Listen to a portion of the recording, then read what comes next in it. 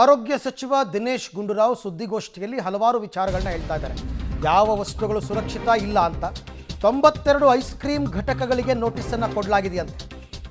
Ice cream ಘಟಕಗಳಲ್ಲಿ ಲೋಪದೋಷವಾದ ಹಿನ್ನೆಲೆಯಲ್ಲಿ notice serve ಮಾಡಿದ್ದಾರೆ. ಯಾಕೆ ಅಂತಂದರೆ ಅವರು ಹೈಜೆನಿಕ್ ಆಗಿ ತಯಾರು ಮಾಡಬೇಕು, ನೀವು ನಿಯಮಗಳನ್ನೇ ಪಾಲಿಸ್ತಾ ಇಲ್ಲ, ಒಂಥರ ಕೊಳಕು ವಾತಾವರಣದಲ್ಲಿ ಐಸ್ ಕ್ರೀಮ್ಗಳ ತಯಾರಾಗ್ತಾ ಇದೆ ಅಂತ ಅದನ್ನು ಟೆಸ್ಟ್ ಕಳಿಸಿದ್ದಾರೆ. ಐಸ್ ಕ್ರೀಮ್, ಐಸ್ ಕ್ಯಾಂಡಿ ಎಲ್ಲನೂ ಕಳಿಸಿದ್ದಾರೆ. ಈಗ 92 ಐಸ್ ಕ್ರೀಮ್ ಘಟಕಗಳಿಗೆ ನೋಟಿಸನ್ನು ಕೊಟ್ಟಿದ್ದಾರಂತೆ. ಕೊಟ್ಟು ಅವರಿಂದ ಎಕ್ಸ್ಪ್ಲನೇಷನ್. ಮತ್ತು ಇವಾಗ ಆರೋಗ್ಯ ಇಲಾಖೆ ಹೇಳ್ತಲ್ಲ ಯಾವ್ಯಾವ್ದು ಅಸುರಕ್ಷಿತ ಅಂತ, ಅವ್ರ ವಿರುದ್ಧ ಕ್ರಮ ತಗೋಬೇಕು. ಸುರಕ್ಷಿತ ಅಂತ ಬರುವಂಥದ್ದು ಅದು microbiology or either failing the microbiology test or failing chemical test. So presence of pesticides, chemicals, bacteria, all these kind of things. So that is a very high number, and 88 samples were substandard. So out of 255 only 72 were found to be safe. So that shows that in these bottled water it is the water is not as safe as it's supposed to be, and some of them are. So ಇದು ಇವತ್ತು ಹಲವಾರು ಆಹಾರ ಪದಾರ್ಥಗಳನ್ನು ಇವರೇನು laboratory ಕಳಿಸಿದ್ರು, ಯಾವುದು ಸುರಕ್ಷಿತ ಯಾವುದಲ್ಲ, ಯಾವುದು ಬಳಸಬೇಕು ಅಂತ ಅದರ ಬಗ್ಗೆ ಸಮಗ್ರ ಮಾಹಿತಿಯನ್ನು ಆರೋಗ್ಯ ಸಚಿವ ದಿನೇಶ್ ಗುಂಡೂರಾವ್ ಅವರು ಕೊಡ್ತಾ ಇದ್ದಾರೆ.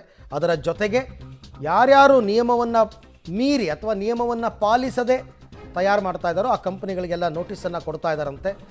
ಬಟ್ ಬಿ ಕೇರ್ಫುಲ್, ನೀವು ಬ್ರ್ಯಾಂಡೆಡ್ ಐಟಮ್ಗಳನ್ನು ತಗೊಂಡಾಗ ಕೆಲವು ನಿಯಮಗಳ ಪಾಲನೆ ಆಗಿರುತ್ತೆ. ಬಟ್ ನೀರಿನ ವಿಚಾರದಲ್ಲಿ ಮಾತ್ರ ಲೋಕಲ್ ಬ್ರ್ಯಾಂಡ್ಗಳು ಹೆಸರೇ ಕೇಳಿಲ್ಲ, ಅಯ್ಯೋ ಇದು ಯಾವುದು ಆ ಬಾಟ್ಲು ನೋಡಿದ್ರೆ ಗೊತ್ತಾಗ್ಬಿಡುತ್ತೆ ನಿಮಗೆ ಲೋಕಲ್ಲು ಅಂತ.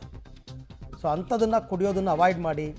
ಆಮೇಲೆ ಕೋವಾ, ಕೆಲವು ಕಂಪ್ನಿಗಳ ಕೋವಾದಲ್ಲಿ ಕಲಬೆರಕೆ ಕಂಡು ಬಂದಿದೆ, ತುಪ್ಪ ಕಲಬೆರಕೆ ಕಂಡು ಬಂದಿದೆ. ಸೊ ಹಾಗಾಗಿ ಬಿ ಕೇರ್ಫುಲ್ ಅಂಥ ವಿಚಾರಗಳಲ್ಲಿ ಆಹಾರಗಳನ್ನು ತಗೋಬೇಕಾದ್ರೆ. ಏನೂ ಇಲ್ಲದೆ ಎಲ್ಲ ಚೆನ್ನಾಗಿದ್ರೇ 108 ಕಾಯಿಲೆಗಳು ಇವಾಗ. ಅಂಥದ್ರಲ್ಲಿ ಇಂಥ ಪದಾರ್ಥಗಳನ್ನು ತಿಂದು ಆ ಕಾಯಿಲೆಗಳನ್ನ ಮತ್ತಷ್ಟು ಹೆಚ್ಚು ಮಾಡ್ಕೊಳ್ಬೇಕಾಗುತ್ತೆ.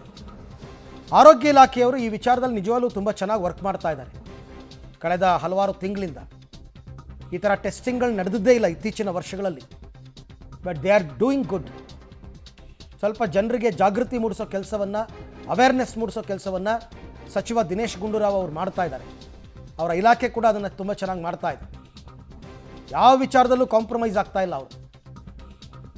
ಯಾವುದನ್ನು ಬಳಸಬೇಕು, ಯಾವುದನ್ನು ಬಳಸಬಾರ್ದು, ಏನು ತಿನ್ನಬೇಕು, ಏನು ತಿನ್ನಬಾರ್ದು, ಇದ್ರ ಬಗ್ಗೆ ಸಾಕಷ್ಟು ಪ್ರಯೋಗಗಳನ್ನು ಮಾಡಿ ಮತ್ತು ಕೆಲವು ಇದನ್ನು ಮಾಡಿ ಪರೀಕ್ಷೆಗಳನ್ನ ಮಾಡಿ ಮಾಹಿತಿಗಳನ್ನ ಕೊಡ್ತಾ ಇದ್ದಾರೆ.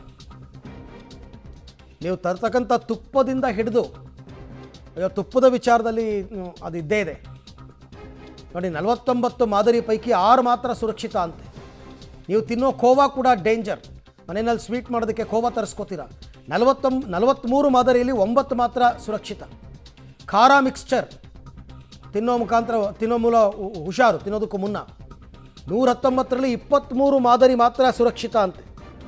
ಐಸ್ ಕ್ರೀಮ್ ಕೂಡ ಅಸುರಕ್ಷಿತ, ಪನ್ನೀರ್ ಕೂಡ ಕಳಪೆ. ಹಾಗಾದರೆ ಏನು ತಿನ್ನಬೇಕು, ಏನು ಕುಡಿಬೇಕು ಅಂತಕ್ಕಂಥ ಪ್ರಶ್ನೆ ಪ್ರತಿಯೊಬ್ಬರಲ್ಲೂ ಮೂಡುತ್ತೆ.